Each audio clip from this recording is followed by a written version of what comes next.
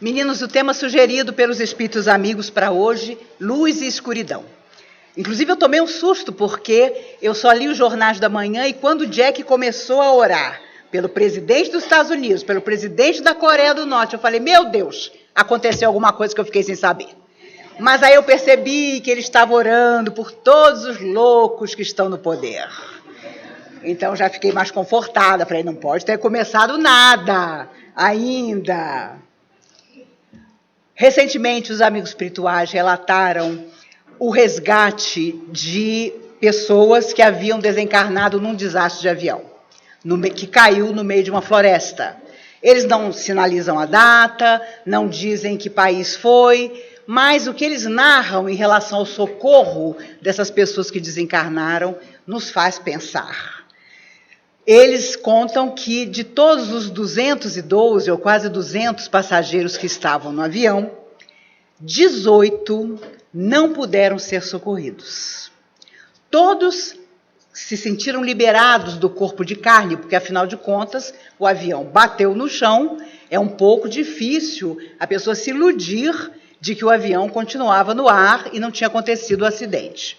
E no meio da floresta, os espíritos amigos sempre chamam as entidades ligadas às florestas, os índios, que são verdadeiras falanges desencarnadas e que conhecem, obviamente, cada detalhe energético de sintonia desses ambientes impressionantes. E estavam todos ali convocados pela espiritualidade para socorrer, para desligar os espíritos dos corpos já sem vida. Entretanto, 18 dos passageiros não puderam ser recolhidos. Foram todos convidados a serem beneficiados pelo socorro, mas os espíritos contam que assim que eles se viram livres do corpo físico, eles, hipnotizados por vozes que só eles ouviam, começaram a se distanciar dos destroços do avião, não ficariam ali, e cada um tomou um rumo determinado. E é claro, os espíritos menos experientes, enfermeiros, que se iniciavam na tarefa de socorro, ficaram impressionados. Como não ir atrás desses que haviam se liberado? Como não chamá-los, forçá-los, inclusive, a serem socorridos e levados às colônias espirituais? Então, o mentor do trabalho comenta que aquilo, depois da morte, para aqueles 18, era simplesmente a continuidade de uma sintonia que há muito tempo eles tinham com entidades que os dominavam até de vidas passadas e que durante toda a existência na Terra tinham dominado a mente deles. Agora, fora da matéria, a primeira coisa que eles ouviram foi o chamado dessas vozes que tinham sintonia com seus corações, com os sentimentos menos nobres que eles carregaram toda a existência e não seria possível socorrê-los. Só o tempo é que faria com que eles, vivendo fora da matéria, experiências tão ou mais dolorosas do que as que tinham vivido na Terra, enfim, se conscientizassem, se libertassem dessa hipnose que já durava tanto tempo e pudessem, enfim, buscar ajuda.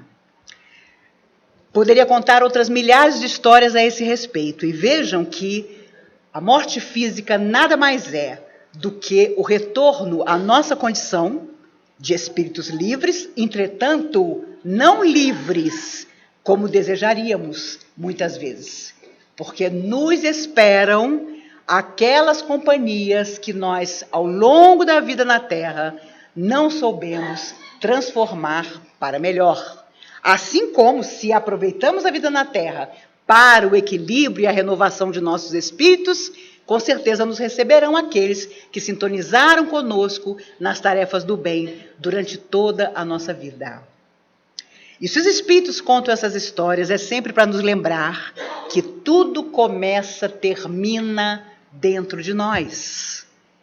Que as luzes que pedimos nas nossas preces, nas nossas horas difíceis, muitas vezes não podem recair sobre nós imediatamente, porque nós não nos habituamos a elas através das nossas atitudes.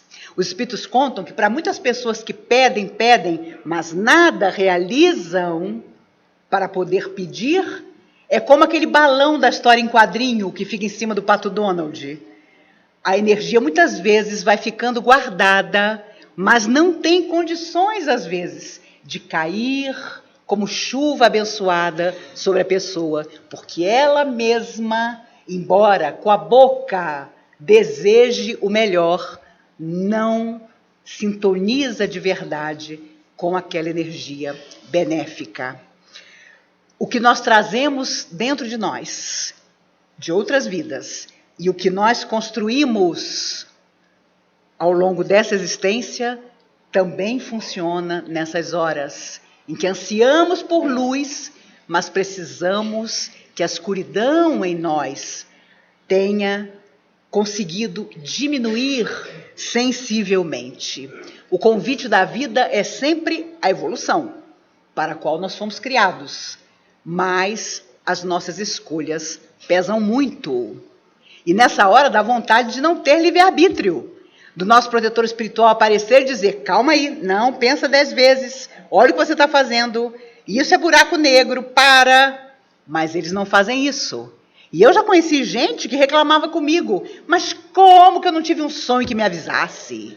Como que não apareceu alguém na minha frente para dizer que eu estava errado? Que aquilo não ia dar certo? Livre-arbítrio. Eles nos respeitam até quando as nossas atitudes prejudicam o outro, prejudicam a nós mesmos e nos afastam daqueles amores que nos antecederam no processo evolutivo e que anseiam, claro, por nos reencontrar. Por isso, as pessoas às vezes dizem, porque quando eles encarnavam encontrar fulano, beltrano, ciclano, é provável. Mas, se a pessoa estiver num processo evoluído maior do que o nosso, nós podemos visitá-la por minutos. E os espíritos contam que não adianta fazer pé firme e dizer, não, agora que eu estou aqui, nessa instância espiritual mais evoluída, daqui ninguém me tira. Você começa a sentir falta de ar. Falta de ar fora da matéria, porque aquele nível de energia ainda não pode ser o seu. Está nas obras de André Luiz. A mãe de André Luiz já morava em outra instância mais evoluída que nosso lar. Então ela se materializa em nosso lar para estar com ele, para falar do pai que estava em região de sofrimento, aquela coisa toda. E é claro, ele podia visitá-la, mas visitá-la enquanto ele adormecesse em nosso lar. Então o seu espírito se projetava para estar com ela, obviamente não pelo largo período que ele desejava. Não por acaso, foi uma estrela que sinalizou o momento do nascimento de Jesus e que indicou aos reis magos o caminho para que eles, inclusive, alertassem a Maria e José da necessidade de fugir, porque Herodes sabia que aquela noite era uma noite diferente, porque a sombra também trabalha. E, naturalmente, intuído, ele percebeu que um rei muito, muito superior a ele tinha nascido. Como ele era uma pessoa ainda muito tosca, ele imaginou que esse rei viria abalar o seu império e desejava o seu reino. E por isso surge a matança das crianças recém-nascidas até 1 ano de idade, para garantir se houvesse dúvida. E os espíritos dizem que crianças até 2 anos foram mortas, que era para se ter a certeza absoluta de que Jesus teria morrido. Na verdade, ele nem imaginava Jesus, ele imaginava, conforme as escrituras diziam, que alguém surgiria para mudar o mundo. Se nós falarmos de hipnose que nos leva à sombra, encontraremos as mais diversas épocas da história em que isso aconteceu. Revendo ontem alguns documentários sobre a Segunda Grande Guerra, quando Adolf Hitler se apresenta à frente das massas, você percebe claramente que ali houve uma das maiores hipnoses coletivas que o mundo físico conheceu. Porque o anseio, a ambição, a mágoa da Primeira Guerra Mundial, em que eles haviam perdido o território e perdido a guerra, hipnotizou uma nação. E até quem questionava internamente, desde 1933, quando Hitler torna-se chanceler da Alemanha, o que viria depois, não conseguiu vencer essa onda mental impressionante. E, obviamente, disfarçadamente, ele apenas dizia que queria que a Alemanha voltasse a ser grande, quando desde jovem o seu objetivo era realmente dominar outros países. Os seus biógrafos contam que após a sua palavra, ele caía desmaiado muitas vezes e levava horas para acordar. Óbvio, ele não estava sozinho, estava tomado por forças tremendas, por magos da sombra que o utilizavam, a ele, aos seus generais, aqueles que sintonizavam com ele. E, é claro, aqueles que primeiramente começaram a dizer, esse homem é louco, esse homem quer muito mais do que ele está dizendo, foram considerados malucos. Não, imagine, o que ele quer é uma Alemanha forte novamente, vai ser bom para a Europa. E assim, subrepticiamente, as ideias começam a surgir. Há 80 anos atrás, a Noite dos Cristais, em que as pessoas, os soldados, a SA, a SS, que ainda não estava oficialmente instalada, saem, quebram as casas e sinagogas e matam os primeiros judeus no meio da rua. E não houve reação da sociedade. Ali já havia o prenúncio de que as pessoas saberiam, mas não reagiriam por muito tempo. E, é claro, existe todo um plano. E quando as casas dos judeus eram saqueadas, eles faziam questão de jogar na rua as malas. E apareciam joias, aparecia dinheiro, aparecia às vezes tudo que aquela família tinha. E os soldados chamavam as pessoas nas ruas para ver que os judeus detinham fortuna, que os judeus eram os culpados da fome que graçava na Alemanha. E vocês não têm ideia do que isso é capaz. E eu sempre cito a Segunda Guerra, que acabou há 72 anos atrás, porque as coisas não mudaram muito. Ainda existe o preconceito, ainda existem raças que não são aceitas. Isso tudo é escuridão que a humanidade não consegue superar.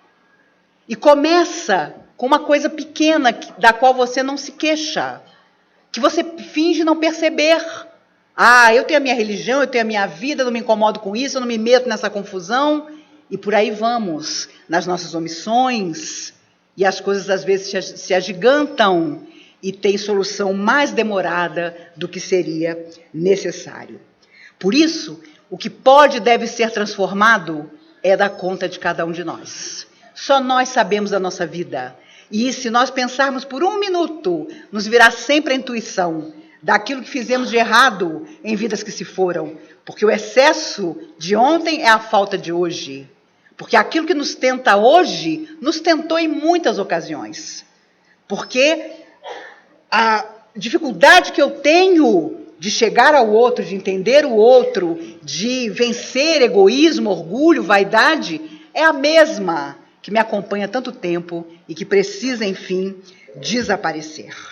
Por isso, é individual a nossa transformação, verificar o quanto de luz nós temos dentro de nós, e isso tem que ser reforçado, e, obviamente, o que ainda é escuro e que nós geralmente ocultamos, até das pessoas que mais amamos, precisa ser solucionado. Por isso, Chico disse certa vez a Emmanuel, eu fico incomodado quando o Senhor está perto de mim, porque a luz que sai do Senhor me faz ver a sombra que eu tenho dentro de mim. E Emmanuel disse, não se preocupe, porque quando eu vou buscar para nós dois trabalho nas altas esferas espirituais, eu me sinto como um crocodilo na frente dos espíritos iluminados. E Emmanuel era o protetor do trabalho de Chico Xavier. Quando Roma existiu dentro dos padrões que havia herdado da Grécia, respeito à família, aos mais velhos, valores que os césares romanos, cada vez mais loucos, foram destruindo, Roma estava em segurança. Mas quando considerou que a força da espada, a brutalidade e a escravidão era tudo que ela tinha como sociedade a oferecer, e ela era praticamente o mundo conhecido naquela época, começam as suas fragilidades. Porque então a luz dos pensadores antigos deixou de existir, principalmente no coração dos mais jovens. E as famílias começaram a se desagregar, as situações de conflito passaram a existir, os escravos começaram a ser feitos em toda parte, e, claro, tudo isso tem consequência, e Roma é dominada pelos bárbaros. Horrorizada, ela que se considerava superior, percebe tarde demais que a força da espada não tinha impedido que seres que ela considerava como sociedade inferiores, enfim, os pudesse dominar. E a grande luz, inegavelmente, da antiguidade foi a vinda de Jesus. Quando os primeiros cristãos dão a sua vida, uma luz imensa se estabelece. Entretanto, os Espíritos nos lembram que, fora da matéria, aqueles primeiros cristãos que mal tinham percebido em si mesmos a luz que começava a bruxulear como pequena chama de vela, porque então Jesus tinha acabado de dar a sua mensagem, e vão para a frente das feras, uma vez desencarnados, todos eles, praticamente todos, passaram por tratamentos na espiritualidade. Porque era uma morte brutal. Imagine um leão, uma pantera, um tigre avançar sobre você e te dilacerar. Os amigos espirituais contam que a espiritualidade, quando eles entravam no circo, aparecia para eles, para que as mães, por exemplo, tivessem coragem de morrer, porque via lá a vizinha que tinha morrido antes dela, em pé, sorrindo para ela, chamando.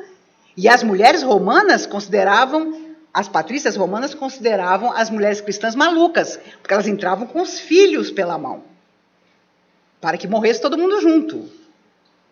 Então, a coisa era braba. E, claro, a espiritualidade conseguia, na maioria das vezes, retirar o espírito quando o animal vinha, para minimizar o trauma tremendo que era aquela morte. Mas, mesmo assim, fora da matéria, muitos deles, recém-convertidos ao cristianismo, sem aquela fé que move montanhas, mas convictos de que queriam morrer por Jesus, passaram por longo tratamento. Tanto que quase todos foram informados de que, se desejassem, não voltariam mais para o círculo reencarnatório da Terra. Mas muitos voltaram. E dizem os espíritos que voltam até hoje, dessa vez em tarefas missionárias. Eu estava vendo todos cantando a música de Francisco de Assis e lembrando que Francisco de Assis viveu no século XIII. No século XIII. E a luz que ele acendeu, a própria igreja não conseguiu absorver. E por isso os espíritos, Joana de Ângeles, através do Divaldo, conta que ele aceitou o convite de Jesus para voltar a partir de 2026. Ele e uma pleiade de espíritos gloriosos voltaram à Terra, porque eu acho que os espíritos já perceberam que, se deixar por nossa conta, não vai dar certo.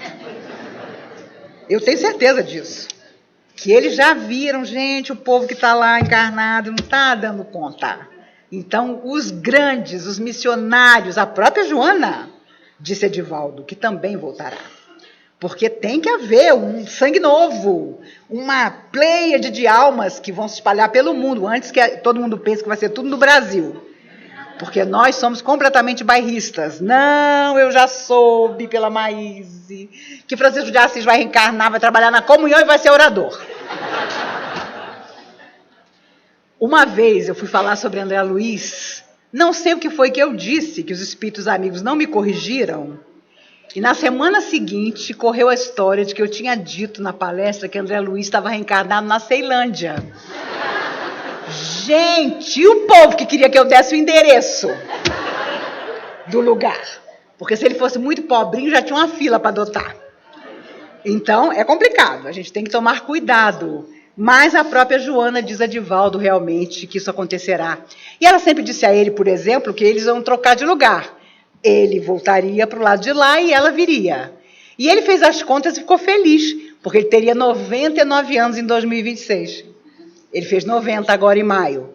Mas ela já o decepcionou, porque disse, não se preocupe, nós não vamos mais trocar de lugar. O que fez ele ver que ele não vai chegar aos 99. Porque já que houve um adiamento, essa pleiade de almas, segundo Joana, voltaria esse ano. Mas houve lá uma reunião e eles vão voltar a partir de 2026. Então, Divaldo vai antes, com certeza, ainda vai ser recebido por Joana. E, como ele mesmo resume, eu daria tudo para ter 40 anos novamente. E a pessoa que trabalha no bem, que passou a vida inteira como um tribuno espírita, tem vontade mesmo de estar jovem de novo. Falando nele, Divaldo, em 54, ele foi visitar Chico, que então ainda morava em Pedro Leopoldo. E Chico propôs a ele a visita a duas senhoras, muito senhorinhas, uma com quase 90 anos e outra já com 90, que eram irmãs, sofriam muito, moravam num tugúrio de pobreza, mas o Chico, toda semana, ia levar comida para elas. E um casal de São Paulo, ele, um diretor de um banco famoso da época, estava lá e disse, Chico, vamos também. Para vocês terem uma ideia, o casal era tão rico e a esposa do diretor do banco era tão sem noção que ela foi na caravana pequenina visitar as duas senhoras usando um casaco mink, um casaco de pele. Quando chegaram, aquela pobreza extrema, as duas abraçando Chico, Chico, você nunca nos esquece, nós sempre esperamos sua visita. E uma delas estava muito doente naquele dia. O diretor do banco ficou horrorizado com aquela situação. O quê? Chico, vem aqui. Não se preocupe, eu vou levá-las para São Paulo agora. Eu vou eliminar esse barraco onde elas moram, eu vou mudá-las para lá, eu tenho condição de colocá-las no melhor hospital, depois eu vou colocá-las num lar de idosos maravilhoso. A senhora do diretor chorava, pegou o casaco de pele, colocou no ombro da pobrezinha que estava mais doentinha, a outra mais velha foi fazer um café, com o café que o Chico tinha levado. E para a surpresa do Divaldo, que já estava vendo as duas em São Paulo, Chico diz, ah, meu caro, que alegria. Eu tenho certeza que você vai poder fazer muito pelas duas, mas aqui, elas não vão sair daqui.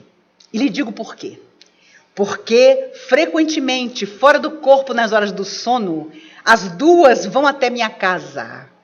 Vão conversar comigo e dizem, Chico, você sabe, a escuridão que nós duas, como rainhas, em épocas que se foram, plantamos no coração dos outros, precisa tornar-se luz. Por isso, às vezes nós passamos fome, mas alguma coisa nos diz que precisamos disso. Vá nos visitar. Leve o mínimo para nós, mas não nos mova de onde nós estamos, porque nós duas precisamos finalmente nos iluminar. E assim foi feito. O diretor do banco fez tudo por elas, pela saúde delas, planejou o tratamento, plano de saúde, se é que naquela época existia uma coisa parecida, pesquisa das enfermidades que tinham, mas até o último dia de vida, as duas viveram ali, a pedido delas mesmas, que fora da matéria, durante o sono, iam até o Chico para pedir a ele que, embora ajudasse, não modificasse aquela situação. Porque aquela situação é que transformaria escuridão em luz. O Chico sabia que rainhas elas tinham sido, mas nunca contou. E Divaldo guardou até hoje essa história e a curiosidade também.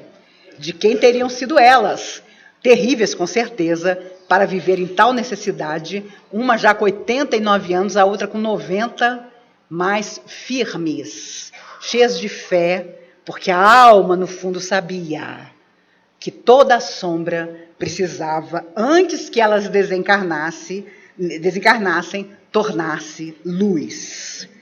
Por isso os espíritos dizem que existe o dia e a noite, com as suas energias específicas. Por isso a Lua, que é o satélite da Terra, tem sobre nós um poder. Porque à noite, quando nos acalmamos da diáfana do dia a dia, é a hora da nossa interiorização, ou deveria ser.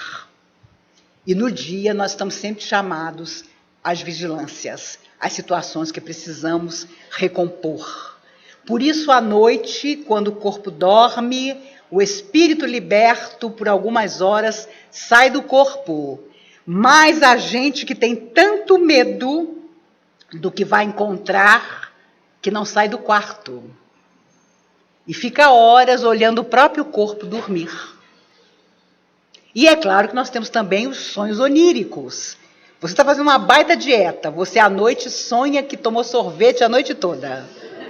Você diz categórico, meu Deus, eu preciso parar esse regime, porque eu estou me desdobrando e tomando que bom. Não. Nessa hora é óbvio que o nosso inconsciente procura os desejos que nós não realizamos. Mas eu tenho certeza que um ou outro de nós já sonhou também reencontrar durante o sono antigos adversários e saiu em luta com ele. Isso acontece. Quando nós não resolvemos nossas questões durante as horas de vigília, à noite, às vezes, nossa alma, malgrado nossa própria vontade, vai buscar o adversário e vamos ter uma contenda com ele. E acordamos, é óbvio, com aquela impressão de que tivemos um pesadelo. Muitos dos nossos pesadelos, mas não todos, são vivências durante as horas de sono no mundo espiritual, em que, embora equilibrados, embora hoje com outras opções de vida, ainda somos levados muitas vezes a lembranças de escuridões que nos cabe esquecer no sentido de realmente transformá-las. O bem e o mal duelando hoje em dia, nós sabemos todos, nunca foi tão grande. Emmanuel dizia, o bem vai vencer, mas o mal vai lutar até o fim. Nas nossas relações de afeto, permanece muitas vezes luz e escuridão. Por semana, 8 a 10 mulheres estão sendo assassinadas no Brasil, porque elas decidiram ter uma outra vida e os seus companheiros consideram que elas não podem ter uma outra vida. E isso, infelizmente, é pura escuridão no sentimento. E o pior é que as pessoas dizem, muitas vezes quando são presas, foi amor demais, foi ciúme demais, foi loucura demais. Foi loucura demais mesmo, mas amor com certeza não. E é claro, existem as hipnoses que vêm de outras existências. Você aconselha a pessoa, toda a humanidade sabe que aquela pessoa não vai dar certo, que ela não tem valores para um relacionamento afetivo positivo, menos a pessoa que se apaixona por ela. E quantos pais eu já vi chorando porque seus filhos ou filhas fizeram opções que muitas vezes lhes custaram a própria vida. Embora fossem pessoas queridas, apoiadas pelos familiares, alertadas frequentemente, mas quando surge a paixão do passado, ela de novo tenta nos escravizar. Então, cabe aqui um adendo. Equilíbrio nosso significará equilíbrio nas nossas escolhas, também nas relações de afeto. Mesmo que o relacionamento não dê certo, mesmo que um casamento, por exemplo, se desfaça, o que hoje em dia é extremamente comum, antigamente não se desfaziam casamentos, as pessoas eram infelizes até que a casa caía, e mesmo quando a casa caía, elas permaneciam juntas. E no Evangelho segundo o Espiritismo, nós vamos encontrar um item, o divórcio. Então a espiritualidade nunca é contra você encontrar uma vida mais equilibrada para você. E, pelo amor de Deus, não sejamos aqueles espíritas que dizem, nossa, eu me divorciei, na próxima vida vou casar com fulano de novo. Não vai, não. Não se preocupe. Bobeira não vai ser nem seu vizinho do andar de baixo, que é muito perto para morar. Não se preocupe. Pode ser seu filho, pode ser seu colega, você pode não encontrar em várias encarnações.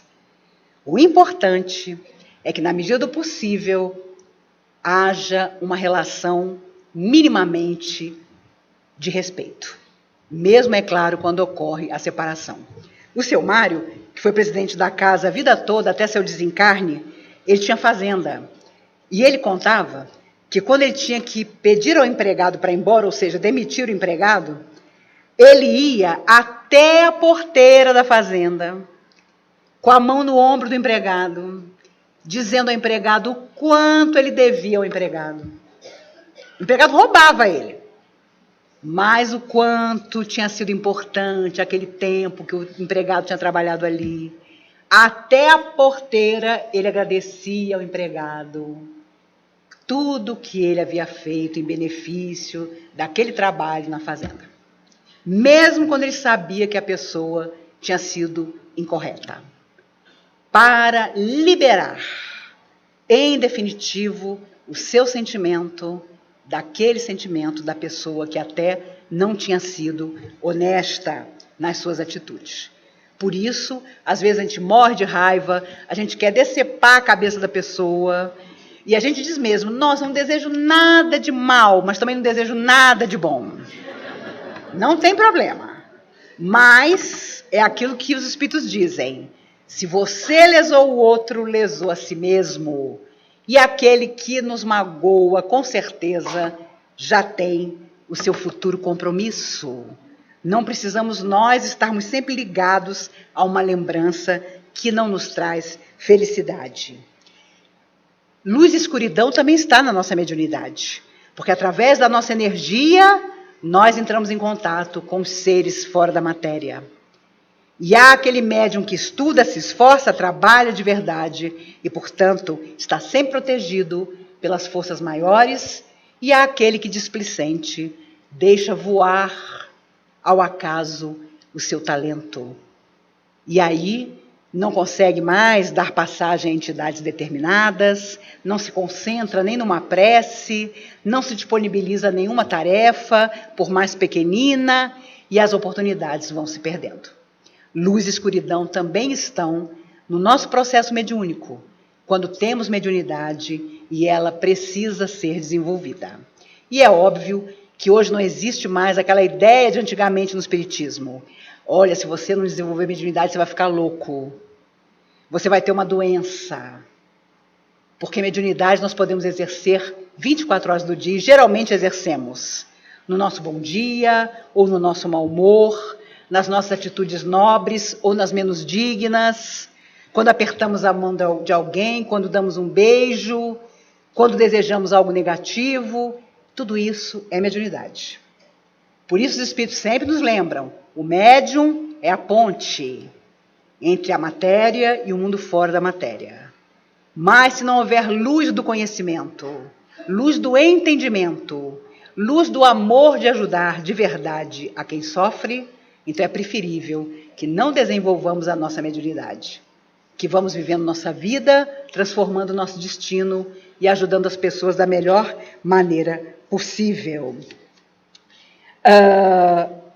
Os espíritos pediram que nós falássemos também sobre aqueles que desistem e aqueles que se superam. Quando desistimos, e geralmente desistimos de algo que precisamos transformar, nunca se acende uma luz. Nunca conseguimos realmente vencer a nós mesmos. Por isso, quando tantos hoje desistem, e desistem a tal ponto de buscar no suicídio a aparente solução para as suas dores, é preciso saber que nessa hora mais escura está o suicídio, onde a pessoa simplesmente não acredita mais que as coisas vão se solucionar. Ele é totalmente democrático, está em todas as classes sociais, em todas as idades, em todas as ocasiões da vida. E nunca como hoje deve ser combatido. Porque o número de jovens, principalmente, e até de crianças, que estão buscando suicídio no mundo é inimaginável. E dá, claro, para pensar que é uma tática da sombra, Porque quanto mais jovem você desiste, mais frustrada está a sua existência. E, infelizmente, há muitos idosos que têm buscado o suicídio também, pela incompreensão e pela não aceitação até da própria velhice, da própria situação impactante que o destino traz. O ator Valmor Chagas, há anos atrás, matou-se com um tiro de espingarda porque estava quase cego por diabetes e não aceitava a sua condição.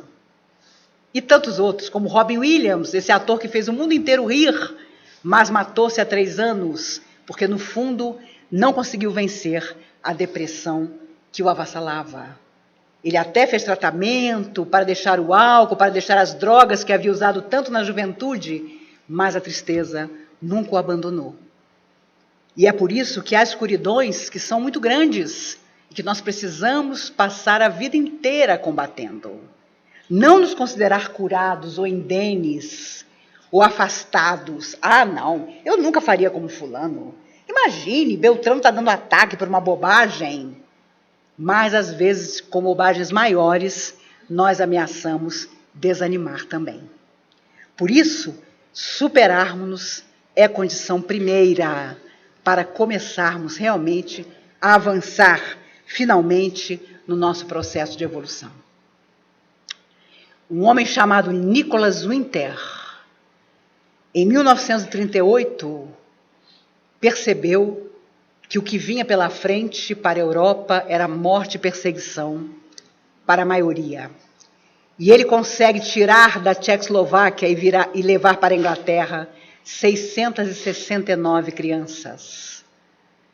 A maioria dos pais dessas crianças morreram nos campos de concentração anos mais tarde.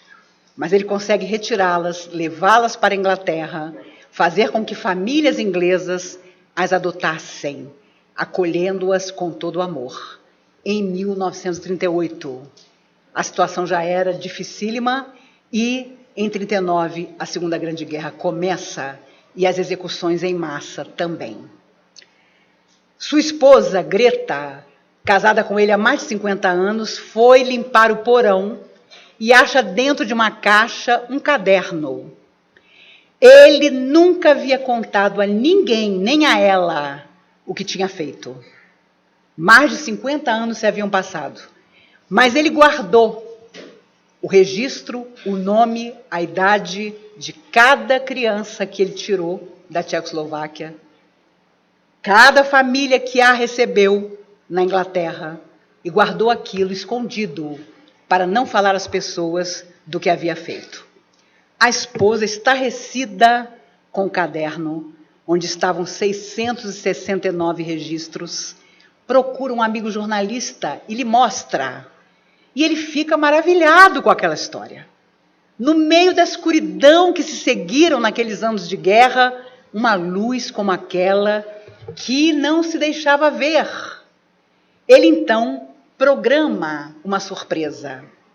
Ele faz um programa de televisão, num grande canal na Inglaterra, chama as crianças, hoje naturalmente adultos, e forma-se uma plateia. E Nicholas e Greta, sua esposa, estavam na primeira fila. Ele tinha sido convidado para assistir o programa. E num determinado momento, o jornalista se levanta e diz: aqueles que em 1938 foram salvos da sanha dos nazistas pelo caro Nicholas, se levantem. Era a plateia inteira. E ele cai em lágrimas ao perceber que o seu segredo tinha sido descoberto. E ali estavam todos eles, que já tinham filhos, que já tinham netos, para lhe agradecer. Em 2003, a rainha Elizabeth II o torna Sir, e o abençoa, e o abraça, e se sente honrada por conhecê-lo pessoalmente. Em 2008, ele foi candidato ao Prêmio Nobel da Paz. Eu não lembro quem ganhou em 2008, mas não foi ele.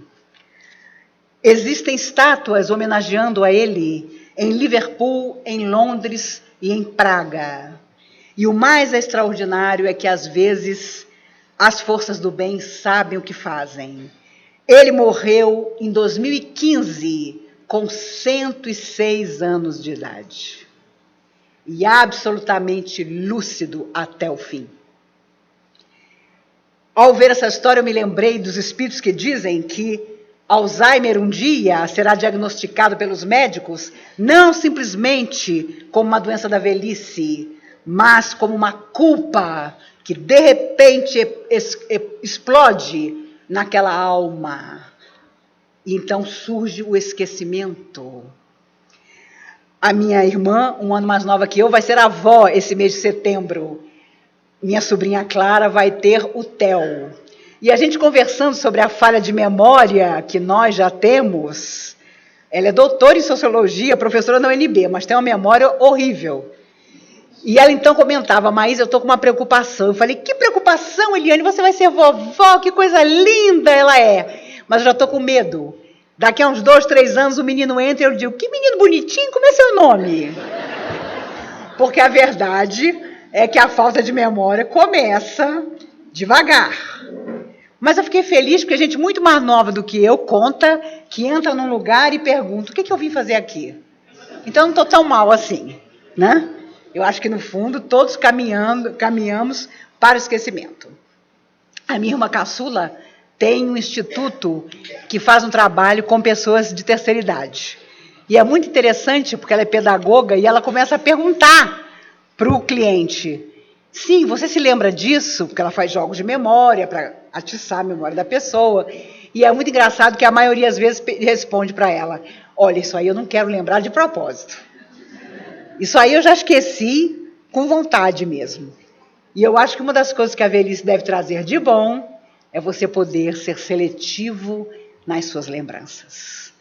E deixar aquilo que não foi bom, que não foi luz, que foi sombra, para o passado. Por isso a palavra passado é o que passou.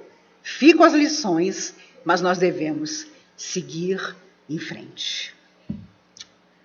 Como as coisas estão sempre difíceis, e os amigos espirituais dizem que vai demorar um pouco para que fiquem melhores, e que, na verdade, o destino do mundo está na mão de todos nós, e aí eu me lembro de novo da minha preocupação pela prece que o Jack fez, pelos loucos que estão no poder, mas acredito que a minha geração, principalmente, que está aí com 60 anos, fica pensando que não temos mais tanto tempo para realmente modificar as coisas. E é uma música do Oswaldo Montenegro, chamada O Nosso Filho Morena, cuja letra eu vou ler. É uma letra triste, mas uma letra real. E acho que nós precisamos pensar sobre o que ainda podemos realizar para transformar a escuridão que ainda nos cerca em alguma luz. Se hoje a tua mão não tem manga ou goiaba, se a nossa pelada se foi com o dia, te peço desculpas, me abraça, meu filho, perdoa essa melancolia. Se hoje você não estranha a crueza dos lagos sem peixe, da rua vazia, te olho sem jeito, me abraça, meu filho, não sei se eu tentei tanto quanto eu podia. Se hoje os teus olhos vislumbram sem medo, com medo, você já não vê, e eu juro que havia. Te afago o cabelo, me abraça, meu filho, perdoa essa minha agonia. Se deixo você no absurdo planeta, sem pique-bandeira e pelada vadia, fujo do teu olho, me abraça, meu filho, não sei se eu tentei, mas você merecia. O meu pai e o pai do Oswaldo Montenegro trabalharam juntos. Nós fomos vizinhos no setor militar. Meu pai chegava em casa e dizia, eu tenho tanta pena do pai dele, porque ele não quer estudar, ele quer fazer música. Meu pai lamentava. E ele tinha o único cachorro que me mordeu na vida. Porque eu estava atravessando na frente da casa dele, ele tinha um cachorro pequeno, mas o cachorro saiu pelo portão e pegou meu calcanhar. E eu, claro, tinha 10 anos, ele era uns 2 anos mais velho que eu fiquei tentando chutar o cachorro para me soltar, e ele deitado na varanda tocando violão. fulano, já não lembro mais o nome do cachorro, solta ela. Mas a verdade é que ele tem músicas, letras lindas, e essa de hoje é especial. Que nós possamos, ainda em tempo, deixar algo inesquecível para aqueles que vierem depois de nós. Sejam nossos filhos, sejam nossos tutelados, não importa. Que nós possamos deixar a eles a mensagem de quem tentou sempre, muitas vezes sem conseguir. E não duvidemos de que pequenas luzes que tivermos acendido dentro de nós e no coração dos outros, nos apontarão os novos caminhos, ainda na terra e fora da terra também. Meus amigos, esse mês vocês estão perdidos, porque no dia 30 de setembro eu vou estar aqui nesse palco participando do programa Comunhão Inspira. É o último sábado do mês, dia 30 de setembro, às 19h. O Wagner vai estar aqui fazendo perguntas para mim e o tema é: ser diferente é normal? Se você não tiver nada para fazer no dia 30 de setembro, venha. Em outubro, vocês estão perdidos de novo. Além da palestra do dia 7, e o tema sugerido pelos Espíritos será os pontos mortos dentro de nós, vai haver um Conversando com Maíse, que é esse programa da Rádio Comunhão, ao vivo nesse auditório, no dia 14 de outubro, um sábado, também às 19h. Eu nem preciso dizer a vocês que eu estou achando que eu estou aparecendo demais. Para vocês, meninos de sábado, eu posso confidenciar. Porque todos os meus amigos são suspeitos. Eu digo a todos, olha lá, fiquem de olho em mim. Não, você não está aparecendo muito não. Mas, gente, eu ocupo espaço. Quando eu me espalho, ninguém me junta. E vocês, meninos de sábado, são os únicos a quem eu delego a tarefa de dizer: Maíse, menos. Vocês podem fazer isso. Então, se vocês acharem que tem que ser menos, cartas para a redação. Amigos, encerramos naturalmente o nosso encontro, lembrando o inovidável Jesus, amigo de todos nós, que nos disse: brilhe a vossa luz. Ele sabia que tínhamos luz. Ele só queria que a deixássemos brilhar. Façamos isso. Por mais que nos custe, façamos isso. Há muita escuridão no mundo ainda para ser iluminada. Sejamos pequena chama de vela, não importa, mas façamos algo, em definitivo, que mude o nosso destino de uma vez por todas. Que Ele nos guarde, que nos abençoe, e tenho certeza que a próxima vez que nos encontrarmos, tanto eu como vocês, estaremos ainda melhores. Hoje, a felicidade de ter, como sempre, nossas amigas, que aqui estão, para que os amigos que não podem ouvir participem. A volta da querida Cristina, que está de volta com sua palavra nobre, amiga, e as suas orações tão queridas, que nos faziam falta. E também o Ângelo Clark, disfarçado de super-homem. O menino de sábado, que hoje está representando todos vocês aqui na mesa. Que Jesus nos abençoe. Vamos silenciar para que a Cristina nos conduza à prece de encerramento. E as rosas amarelas tão lindas que ela nos trouxe, permaneçam no coração de todos vocês.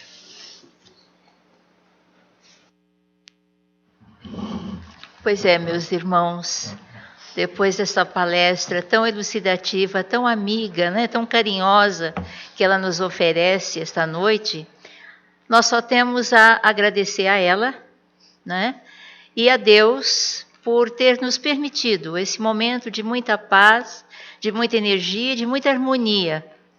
Então, como bons filhos que somos, vamos agradecer ao Papai do Céu, dizendo: Senhor, nesta noite, mais uma vez, nós queremos vos agradecer pelas palavras elucidativas da nossa irmã, que caiam como uma sementinha em nosso coração, para que possamos, Senhor, afastar a escuridão que teima em morar em nosso espírito e em nossas atitudes.